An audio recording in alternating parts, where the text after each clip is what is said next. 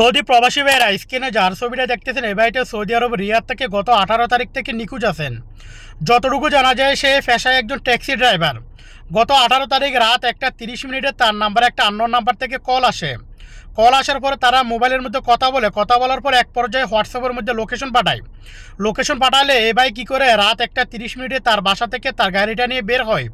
তারপর থেকে সে নিখোঁজ হয়ে যায়। প্রিয় প্রবাসী ভাইরা, বিশেষ করে যারা ট্যাক্সি ড্রাইভার আছেন আপনাদেরকে অনুরোধ করবো, আপনারা যদি ভাইটাকে যদি কোথাও যদি দেখে থাকেন, যদি সন্ধান পেয়ে থাকেন, তাহলে উক্ত দেওয়া নাম্বার আপনারা যোগাযোগ করবেন। তার পরিবার তার সাথে যোগাযোগ করতে না পারে পুরো পেরেশানি হয়ে গেছে, পুরো পাগলের মতো হয়ে গেছে। আজকে প্রায় 6-7 দিন হয়ে গেছে সে নিখোঁজ হয়ে গেছে।